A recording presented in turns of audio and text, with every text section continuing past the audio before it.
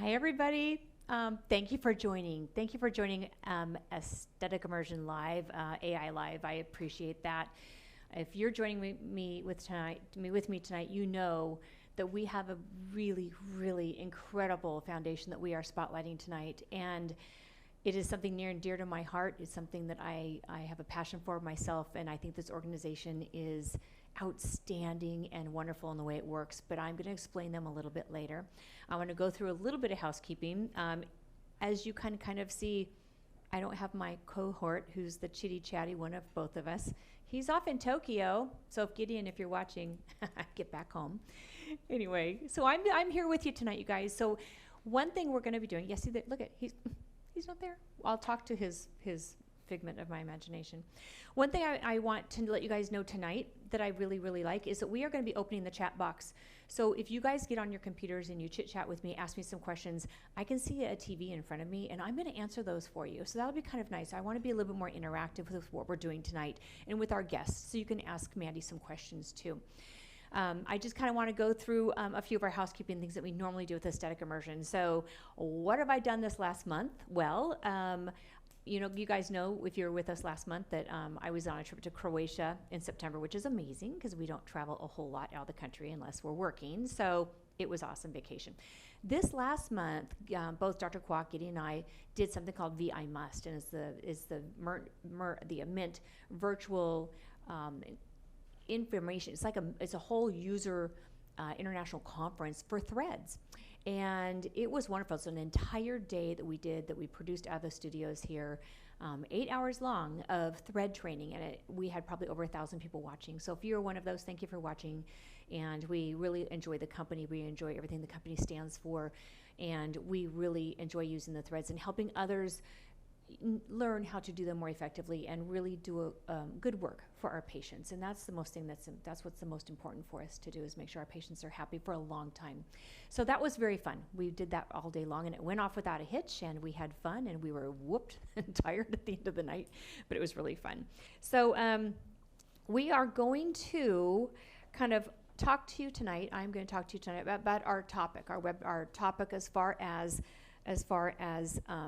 tonight's topic, and it is a company, an organization called Face Forward International. And Face Forward has different parts all over the world. There is a chapter here in Los Angeles that we have, and physicians are involved. Specialty physicians give their time, and I'm going to let Mandi tell you a lot about the company and what they do, and we are going to show you a video coming up of, I think it's going to touch you. It really touched me, and it makes me want to just jump in feet first in this organization, get involved in some way if they can use me. But I want you to watch this video, and then we are going to bring Mandi up, and we are going to talk about this wonderful organization. So keep all eyes on the video.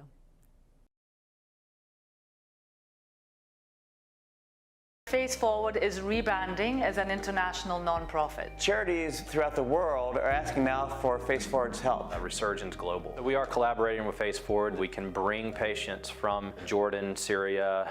We're looking in Kurdistan now. Syria right now is probably one of the most dangerous places on earth. We have a survivor by the name of Dan coming from Africa. His wife, she electrocuted him and then poured acid on him. Diane is a mother and a grandmother. She was dating someone. He had kidnapped her and then abused her. I was a happy kid, going places with my friends and going to movies. And I was 16 and I got in the car with this guy, and he took me out in some woods and knocked me unconscious. I woke up, I remember I was in the hospital. First time I looked in the mirror, my flesh and stuff was raw on my skin. I had been burned with some type of chemical. It was hard for me to go out shopping for my son, shopping to the grocery store. I've had 2 or 3 procedures done, and I see my old self coming back. I see it, other people see it.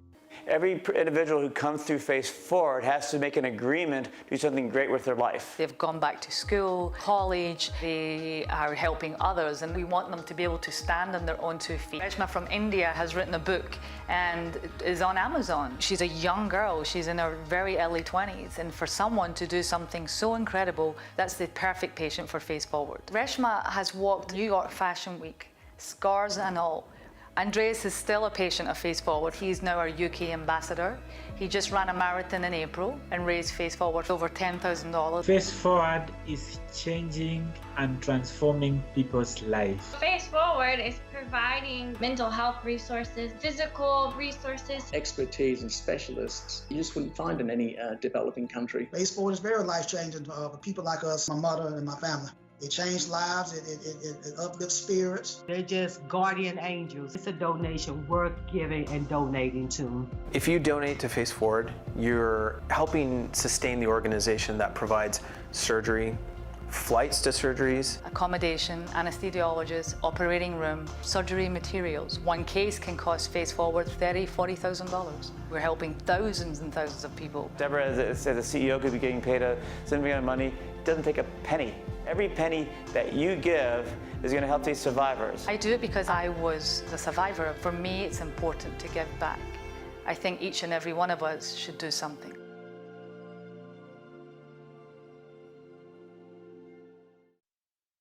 We're back, and that video hopefully touched you as much as it touched me. I rewatched it earlier today when I went on the website again, and I think about those stories, and it could happen to anyone. It could happen to you. It could happen to me. We don't know what's going to be happening, tomorrow.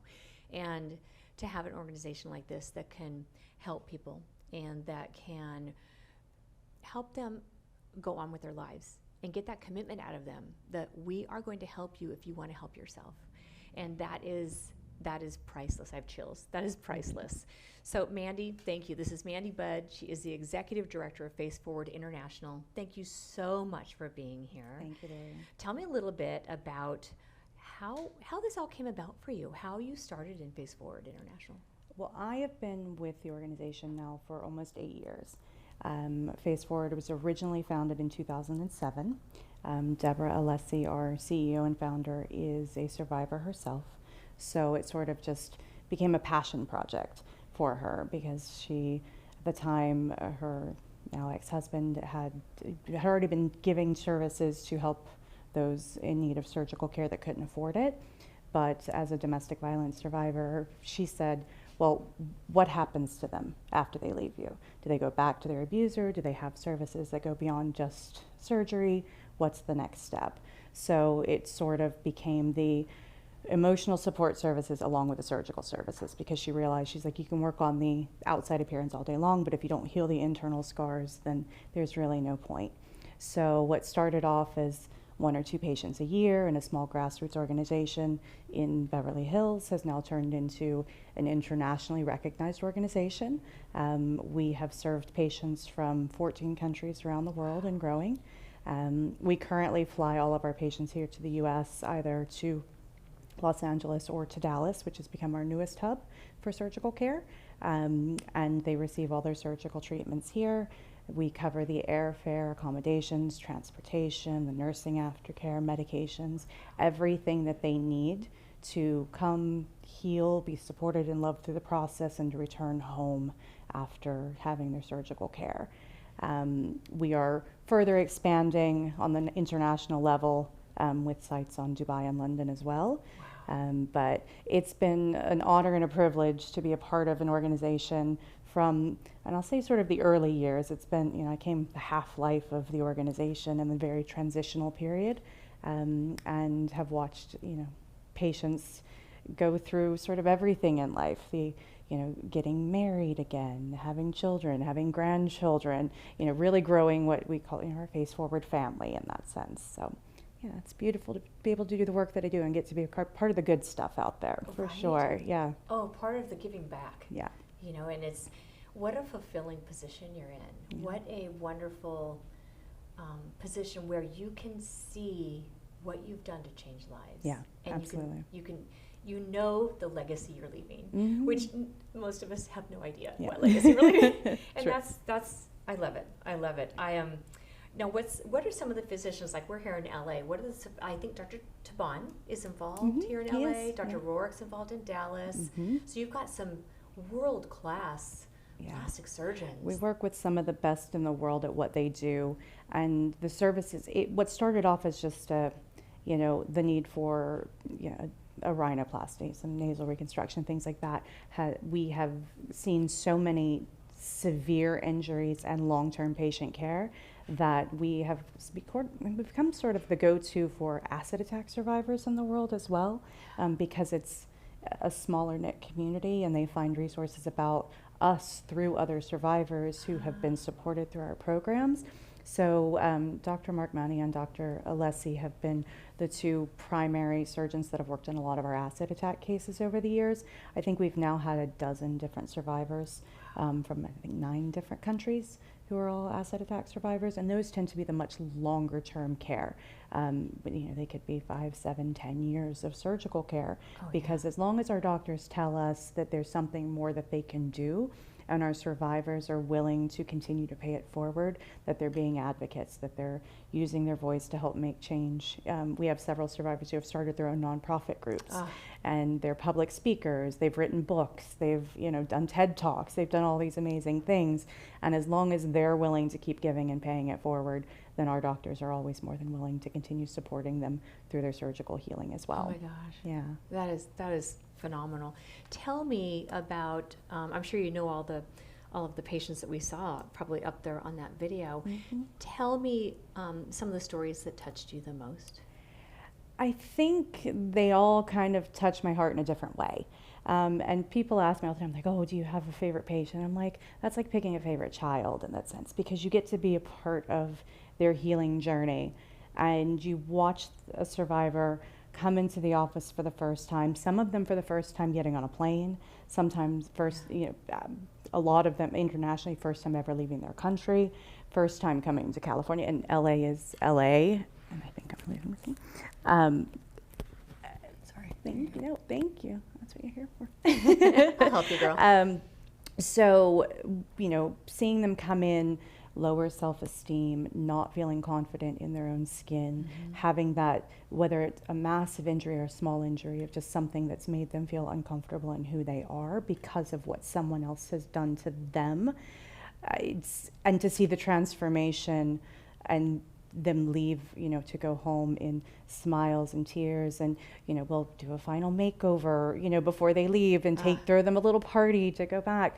But there's so much love and caring that goes into each and every one of them, and everybody's journey is different, and it's therapeutic for them along with me too, to talk through the stories and to share. So I can't pick a favorite patient, and I just happen to know them all so intimately in their journeys that they all just become a big part of my heart in that sense. So. And you have there's one was a young girl that was a victim of acid, and she's since grown up a little bit. And do you find that Face Forward connects for years with these patients, and really they become family with you guys? Absolutely. Because they become reliant on you, and it's very intimate, Well, because we hold them accountable, we make them do the work, and that's the key. Deborah, our founder, she always said it's like we help survivors. There's a difference in the healing journey where someone can have something done to them, a horrible act of violence, domestic violence, trafficking, all of these things, where they could use this as the crutch that holds them back and not play the victim, but to live in an eternal victim state of mind, where there's nothing that can be done, and it's a woe is me, and it's but when you're helped and guided and given the skills and the tools to really heal on the inside and to help motivate you and propel you forward, which is why we work with a lot of advocate groups as well, to help with the initial rescue efforts and the rehoming efforts, and we kind of become that missing piece of the healing puzzle. So we're the physical side that is that one little reminder, or a big reminder in some cases, of what's happened to them, but giving them the love and the support along the way to go, this doesn't have to be it. This doesn't have to be, it's not your story. It's something that, it's a piece of your story. It's one chapter in a much larger, book of life in that sense. So we get to help them through that process and, continue along their it just doesn't want to stay today. I know, sorry about that. I'll help you out. Sorry. We'll keep going. Thank you. So yeah, I totally lost where I was on that one. Yeah, so I think helping them throughout that journey. And you were talking about, and I know you deal with this, victims of sex trafficking too, or child trafficking, right? So they might not have a lot of injuries on the outside. Are you dealing with a lot of psychological issues with, or just people who have injuries that are visual? Well, they're coming to us for the physical reconstruction, but we partner for the emotional support services to go through that. But what happens with a lot of our trafficking cases, it may not be, we've had some, yes, where it was a broken nose, teeth had been knocked out, those sort of things. But a lot of them, it's actually implant removals, whether it's buttocks or breast, vaginal repair, rejuvenation, things like that. The things that are unseen to, visually to the rest of us, but it was something that they weren't given a choice in that situation. Young girls, being taken in, trafficked, and having their bodies modified by their pimps to make them more appealing to clientele. And they, at that point, they don't get to make life choices for themselves. They rely on this person for the roof over their head, the food that's in their stomach, the place that they sleep, and they are bound to them in those deep-rooted psychological ways that are horrible and awful, but they don't know any different. And it's the, they've been programmed, in a sense, to listen and obey. So when they say, okay, you're going to go get, the most ridiculously large breast implants ever put into a small, most of them of age at that point, but we've heard stories of underage, girls being, receiving the implants. So they have no decision making for themselves or their body and what they do with it. So when they come to us and it's 5-10 years later, whatever it is, once they've been rescued, they've gone through different rehabilitation programs through different organizations, they're now starting their new lives in school and moving forward, and then they're like, well, these implants that were put into my body 10 years ago, they're painful, they're leaking, they're whatever the issue may be, and then they get to make the decision how to, if they want to reduce them, remove them, lift it, whatever, and our doctors just, let them make those choices in that sense so that they're comfortable in their own skin and they regain that control of who they are. Wow. So do some of these people that are sex trafficked and they go and they have the butt implants and the breast implants and they might be kids, they're finding doctors somewhere in the backwoods that are doing this? Well, if they're, I would say probably a high percentage if they are underage children, that those things are being done in basements and things. We had one case, she came to us, she was actually our first transgender patient, and it was literally done in somebody's house in Miami Beach, and just the doctors don't even know what they injected into her buttocks to, make the butt look like it. And she instantly, of course, got infected and was in pain, and it's probably been in an 8-year battle with it, and they still have not been able to fully remove everything, but the transformation and the support that she's gotten through us along the way has been amazing for her and to her transformation in life, for sure. That's amazing. Some of these, it's hard for us in the United States sometimes, and I've never been I've never known somebody who is a victim of an acid attack, and that just seems so brutal. It's hard. It's hard. I know, but it's hard to imagine that. And a lot of these victims are blinded by it, and they need multiple surgeries. And what have you seen? Like some of these surgeries, are they having 5, 6, 10, 12 surgeries to just kind of, like you mentioned, it's long term, and they have these contractions that are painful and they're immobile. So how often are some of these needing to go into surgery? This is expensive to keep up this. Yeah. Most of our cases, I'd say, I think every acid attack case that we've taken on has been over a number of years. Our first patient came to us she was actually right before I started with the organization, so 2015 was the first acid attack patient that we've had, and we've since now had 10, 12, can't remember the total count. I have 3 here in California with us right now, who are in their long-term recovery process. But every case is different depending upon the locations of their burns, what's happened to them. Right. We have one patient who's with us. She actually was stuck with us during lockdown and COVID because she got here in January of 2020, was supposed to stay with us for 6 months and ended up being here for 11. And even with closures in California, things like that, she left at that time with 26 surgical procedures and a prosthetic ear and a prosthetic eye. Oh my goodness. And now she's been back with us now in 2022 after all those years of healing, and she's gone through another 7 procedures and due for a possible 2 more before she leaves us. So it'll probably be about 30 different surgical procedures, hundreds of thousands of dollars worth of, surgical care just for one patient in that time. But it's just amazing to watch the journey, and the before and afters of her are just incredible to see what's happened. But yeah, blindness from the acid is a very common thing. We're working with some top specialists for a patient in Cambodia who they're looking to actually restore her vision with a keratoprosthesis lens, which is kind of amazing because there's a handful of doctors in the world that do the Boston K-Pro, and we've aligned with him because he's at USC. And it's kind of incredible, yeah. That's phenomenal. You are recruiting the top doctors in the world. Yeah, it's what we do and it's what we need. And when you find that, most surgeons, specialists, they get into medicine because they want to help. They want to, help people live the best lives possible. And, yes, there's egos and things that can always get in the way in some cases, but most of them at the end of the day are like, yes, we want to help, we want to do. And it's not like we overload our surgeons with one particular, everything that we do. They may get 1 case a year, they may get 1 case every 2 or 3 years, but we, at the end of the day, want the best of the best that can provide the best results. And that long-term care and follow-up as needed, and willing to continue the journey with our survivors. There's great organizations out there that go into other parts of the world, and they'll set up a camp, and the Operation Smiles of the world, and the cleft palates, and the any dental practice, and they go and they help a lot of people in one big trip.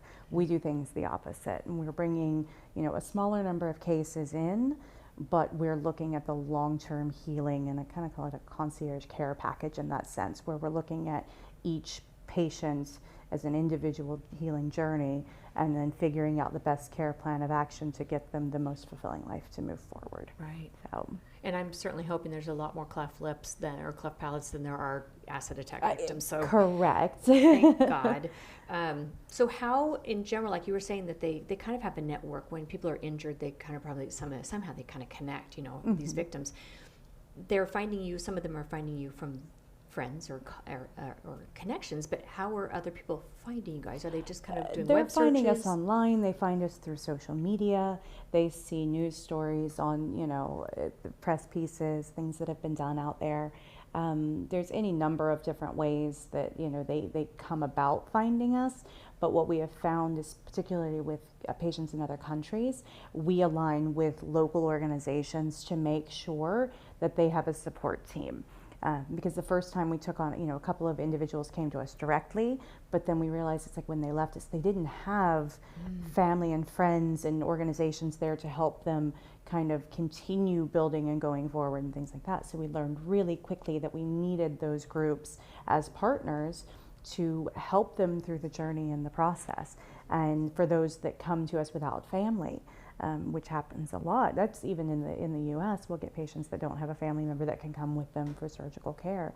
So we have a lot of peer support from other patients who happen to live in the area, who will come and sit with them, share their stories, that sort of thing. Our volunteers, our board members, committee members, and things like that, they'll come and take the patients for social time and efforts like that. So it's really just, we want them to, again, feel loved and supported through the whole process, and make sure that they have that not only when they're with us for surgery, but when they return home, so that they can meet their commitment of, paying it forward to others. Oh, that is amazing. And I think it's so important that people who have been through something like this can relate and can connect with somebody else who's already been through it. Yeah. And they're making it, and they're surviving, and they're going on. Absolutely. That's one of the beautiful things that I've seen, because we started when patients are coming for surgery, housing 2 survivors in an apartment. They get a 2-bedroom apartment, so they're roommates for a certain amount of time. some of them longer term, some of them for just a number of days, some of them could be months. And to watch the relationships that build from that. And they're coming from different countries, speaking different languages, helping each other speak English better because they're like, they may not be perfect, but they can help correct each other when they're trying to communicate. So it's been an amazing thing to really watch. And that actually was something that we started doing during COVID, to really, give that opportunity for them to share space. Because we stopped utilizing hotels or, things like that when we started renting consistently for, shared housing units. And we've just seen beautiful things become of it, which is why our goal ultimately is to end up with a housing setting where we can have patient care all under one roof. We can have administrative offices in the space. We can do all those things collectively. We can do in-house therapy, all those things that come with organizations like the Ronald McDonald House who align with it. It's beautiful work, and we can see what can really be done and how much more supported patients can be in that process when you have that safe space for their healing. So it's it's in the works and the plans and the future goals for the organization. So. I love that because my husband and I have been involved with the Ronald McDonald House for a while, and that I think is like, don't reinvent the wheel. They've done a great job with having everybody in in the home and having all the support structures there and everything you need in that one home setting. That one kind of it's like a college dorm almost, Absolutely. But you've got kitchens and you've got therapy and you've got playtimes and you've got whatever.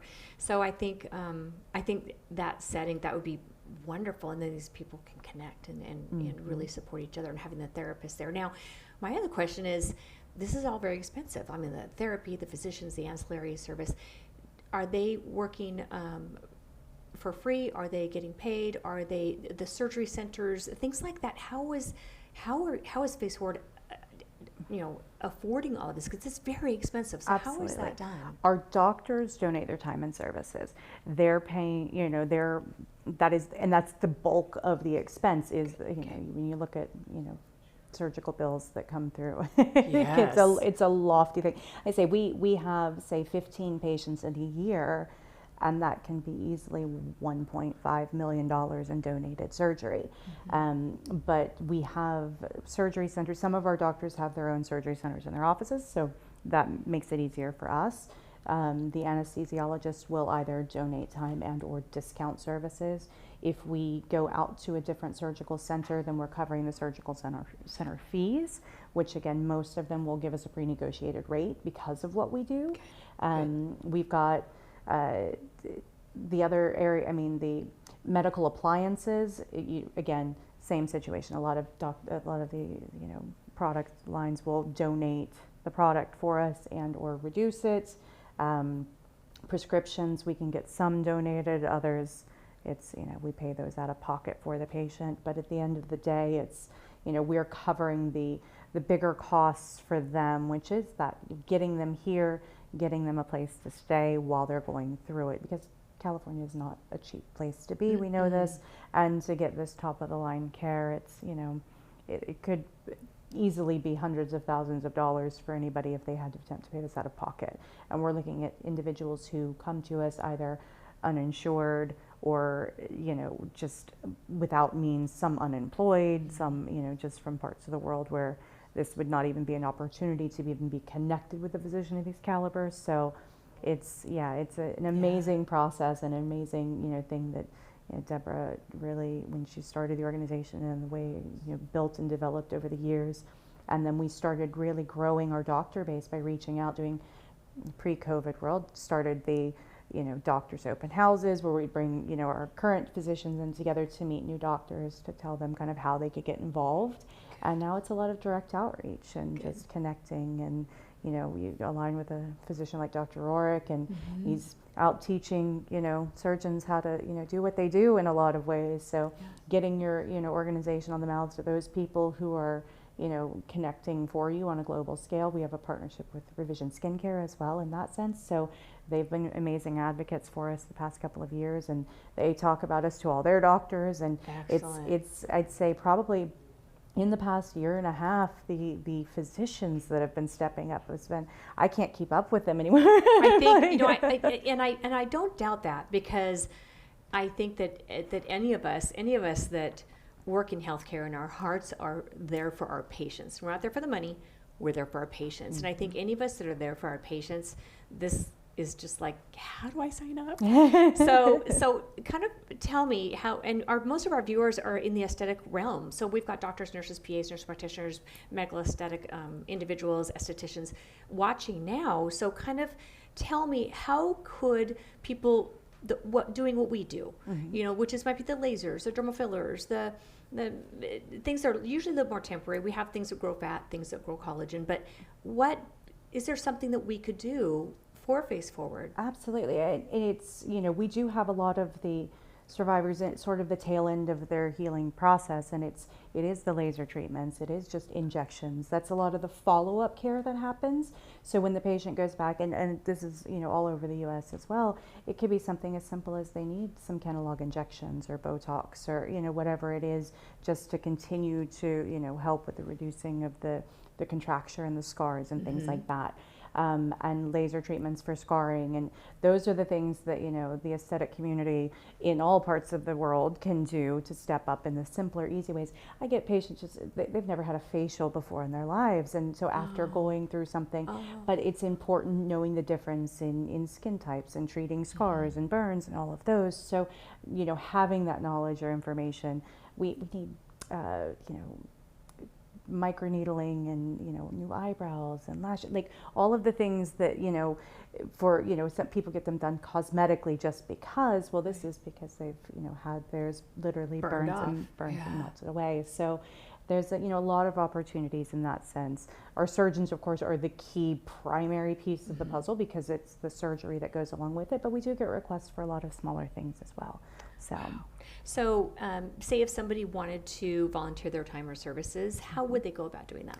They can reach out through our website or social media or any of the above. I'm kind of the person they need to holler at. So it's faceforwardintl.org. On social media, we're at faceforwardla. And yeah, and they can email me. Is that faceforward.assistant@gmail? I should be faceforward.mandy@gmail, but it's okay. That one will get forwarded to me. Or faceforward.mandy. There you go. Just go to the top, you guys. faceforward.mandy@gmail.com. Yeah, we'll just go to the top. But I think that it's great information. It is. I think a lot of us think that, you know, we could help in some way, but we can't do everything. So donation wise, a lot of us are in the position where we can help donate. We can donate our time, we can donate our expertise, our experience, but financial donations are needed also. Absolutely. So that's something that is needed to be on a continual basis. Absolutely. And do you have the ability set up, like, here's what I like. If you let me just do it every month and let it go to my charge card, I'm all golden, because I just, you know, do you have something like that where people can donate? Yes, if they go through our website the same way, and I think you had the QR code up there. But if you go to the donate tab on our page, you can set it up weekly, or I think it's monthly, annually, one time. Awesome. That sort of thing. Make it easy. Exactly. One-stop shopping. I love it. I love that. I think I love the opportunity for doing that. Now, can anybody do a fundraiser for this? Like, you know, a lot of us would maybe in our own states or cities like to do something where we could fundraise. How could we do that for you guys? Yeah, and we actually have groups that reach out all the time, and it's because they've learned about us and they just want to do something. And, you know, I can't necessarily be every single event all around, but I'm always happy to provide materials and support, you know, to help them kind of raise the awareness. But we've seen groups do, you know, percentage of sales events, or they do, you know, just a general, you know, they raffle prizes for a, you know, a Botox and fillers party, or whatever they may do within their own practices. But yeah, all they just reach out, connect, say, hey, here's an idea I've got. We have people that have done, you know, dinner parties in their own homes, and if it's in a space regionally where I can, you know, I have a patient that is willing to come speak, I can help coordinate that, or we can, you know, send somebody out to do that as well, send materials, do virtual communications, because of today's world, we know that can happen easily. Oh yeah. But yeah, there's lots of ways to do that, and it's just, you know, we need willing hearts, you know, to step up and do that, and they can be done anywhere in the world. So, I love that. yeah. I love that.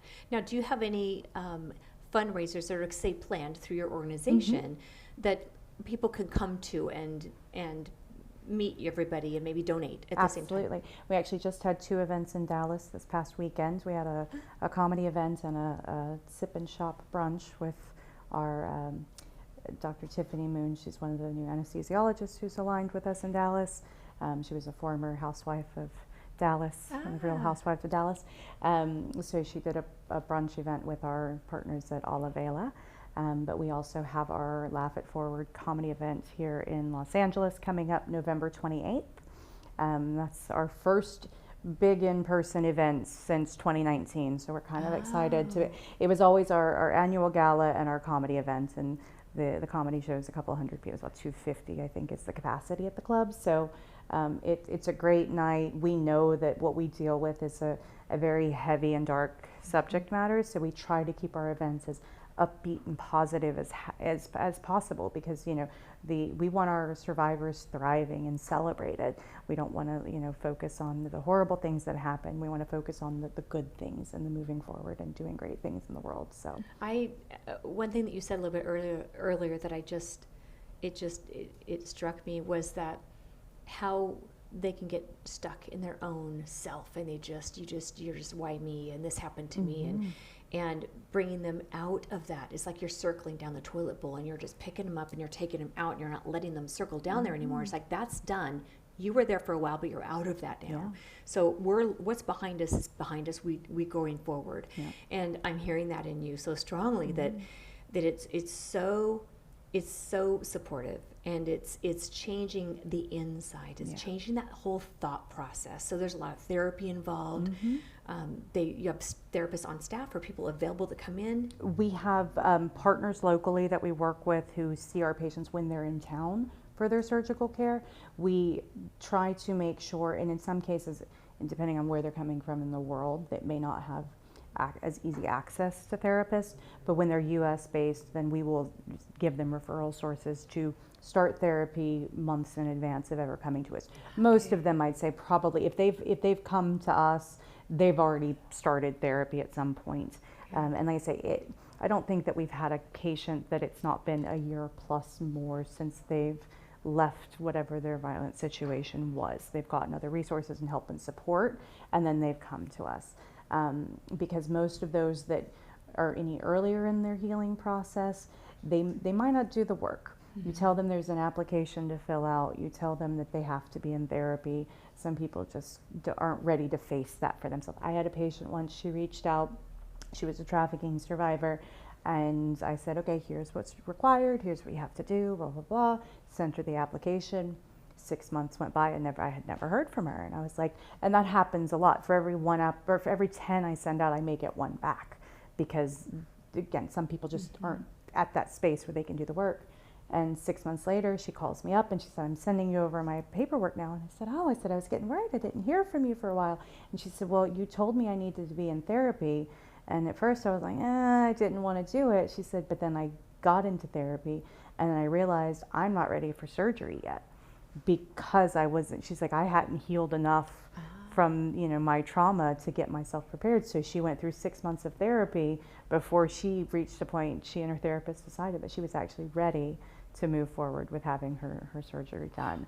So, and now she's one of our patient advocacy board members. She's amazing. She's a speaker. She's, teaching others. That was the other thing I wanted to ask for you. We're almost done, but I wanted to ask you real quickly was, some of these victims have come full circle and they're better, they're doing good things, they've done wonderful things with their lives since, and they're becoming advocates. So are they working for Face Forward? They don't work for us, they just support the organization because that's what they agreed to do. We have, when our patients come in, we have them sign a form that says, in exchange for surgical care, you agree to pay it forward. You're going to share your story in whatever way is safe and comfortable for you to do, because some people aren't willing or comfortable public speaking regardless of what's happened to them. Some of them, it could be a safety and security issue because their abuser may not have ever been incarcerated. They could be on the loose. They could just be, knowing. We have so many cases. Their families get death threats and things like that. So it's, any number of things could keep them from doing very public ways, but they can write a story anonymously They can share inspirational thoughts. We have a book that I pass on to every patient as they come through. It's an inspirational quotes book kind of thing, and I have them write their own personal notes to each other to share about their journey. So they get to see in this book a collection of things, and I was like, whatever speaks to you while you're reading it, write your note on that page, and they'll write each other messages of cheering each other on and supporting each other. So it's amazing to be a part of their process and their healing. You see so many roses bloom. Mm-hmm.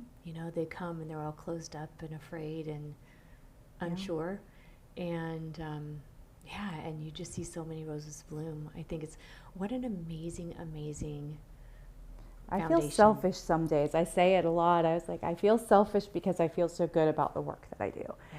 But I know that it is, life-changing in so many ways. It's been life-changing for me.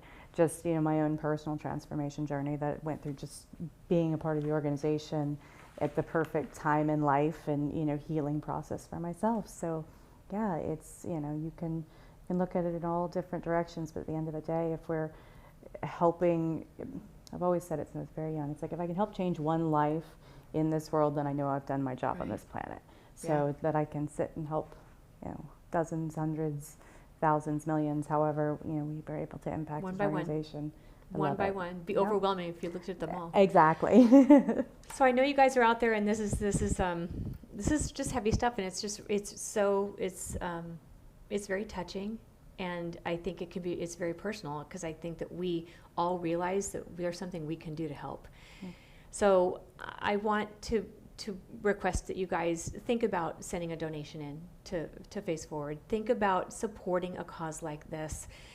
You'll see the QR code, scan that with your phone, or go to faceforward.mandi@gmail.com and message Mandi, and she'll get back to you. But I really challenge you to donate to an organization like this that is doing something that is in the realm of our aesthetic specialty, because as people, it's those ones that we care about so deeply, and this is much more than what we do on a daily basis. Mm-hmm.